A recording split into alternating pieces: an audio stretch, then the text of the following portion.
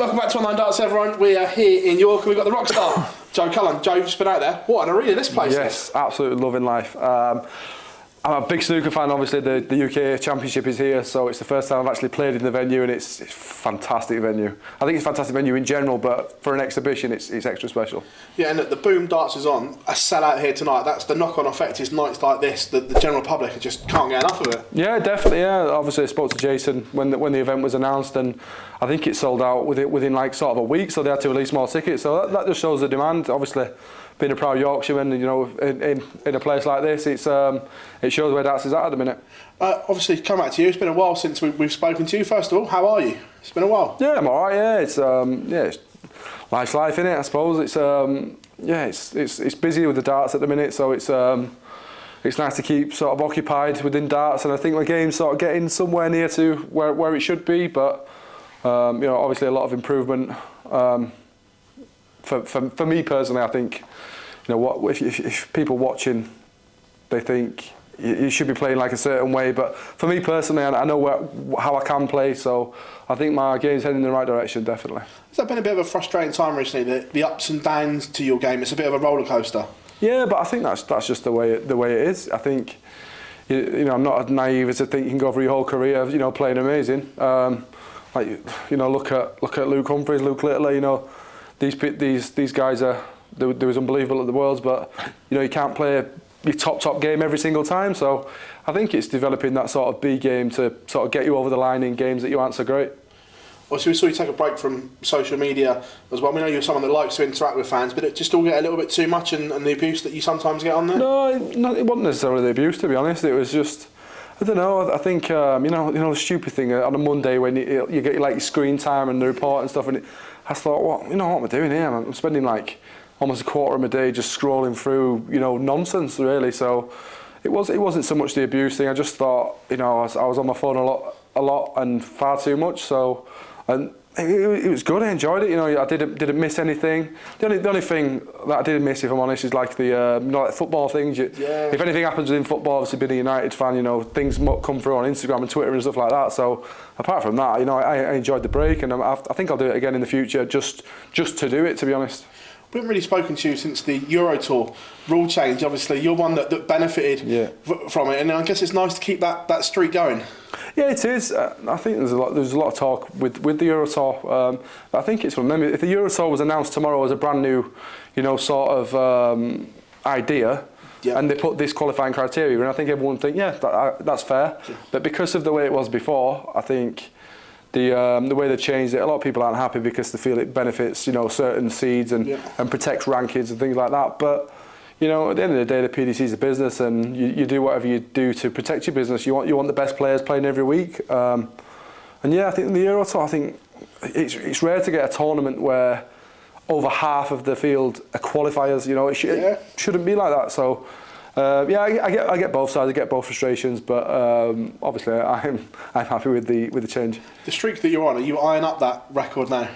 Yeah, I'm not sure what the actual number is, but I did get told that if I obviously play every Euro Tour up until ET7, I think it is Rosemarland, then I think that breaks the record. I'm not quite sure the numbers. I'm guessing you do? Yeah, I think it's 77, I think the record is, or you're on 77. I'm not sure. Yeah, something like that. I know it's close. Yeah, I think it's Ian White, is it? Yeah. Yeah. So, yeah, you know, it's good. I didn't realise it was that many, and I spoke to Andy Scott, who's like the stat guy for the PDPA, and I think the last time I went to a qualifier was 2016. I didn't realise it was that long ago. Oh. So yeah, that's just how quick time's gone. Euro Tour is somewhere that you've probably made your name, and we've seen your best stuff consistently. Are you looking to use the Euro Tour as a springboard to get back to winning major titles like you did in the Masters and things like that? Yeah, I think the Euro Tour it's one of those. I think that's why sort of the people coming through now are playing so well on TV immediately, because the Euro Tours are a TV event for everything apart from being on Sky, ITV, whatever it be, because it's still a massive stage, it's a huge crowd, it's a big walk on. So I think putting the new people coming through in good stead, because they know exactly what to expect. When they get to a TV event, they're not scared by the lights or anything, because they've already played on the Euro Tour. So, and especially if you're playing sort of a German in Germany, or obviously a local, you know, the atmosphere is hostile, so it really is good for, you know, like the learning curve. You touched on these young breeders coming through. You were in that situation once, but this young crop that are coming through, they almost seem fearless and have no regard for reputations. It's like, I'm here and I'm going to make a splash instantly, where perhaps your generation of youngsters coming through had a little bit more respect for the likes of Phil. And do you feel that? Yeah, 100%. Yeah, I think it's one of those. It's when sort of my generation was coming through, you draw a big name like you alluded there to Phil, and you're not scared, but you're almost, you know, you've got to play well, and you're putting that extra bit of pressure on yourself. Whereas people now, obviously Luke is a perfect example. You know, he doesn't, you know, he just plays his game and does what he has to do. But yeah, I think some of the numbers that they're posting nowadays is frightening. Obviously, you've been in and around the Pro Tour. The splash that Luke's made, what's it been like? Has he put some of the older pros' nose out of joint the way he's just come in and blitzed for everything? Not to my knowledge. I think the majority of people have welcomed the sort of the attention that darts is getting now because of him. You know, there's not many people go on the Jonathan Ross show just on the back of getting to a world final. You know, it's amazing sort of the attention that he's drawing to darts now. So I think in the long run, we'll all benefit from it. But I think maybe some of the older guard, they don't see it like that. They maybe think, you know, it's some young lad. He'll tail off. He'll do whatever. But as far as I'm concerned, you know, the more attention around darts, the better.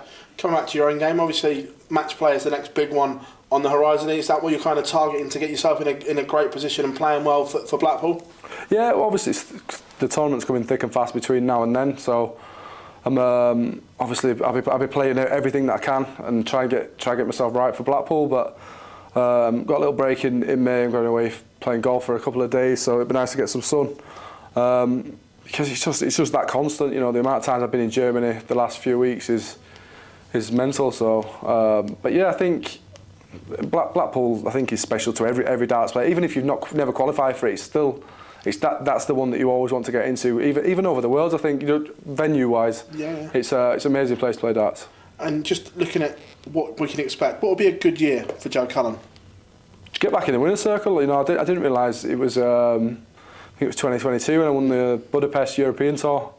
I didn't realise it was that long since I won a tournament. So, you know, hopefully it'll be, you know, a big major, hopefully the Worlds. But I think just getting back in the winner's circle and getting that feeling of winning back, even whether it be a Pro Tour, European Tour, whatever it is, just there's no feeling like winning. It's a great habit to get into.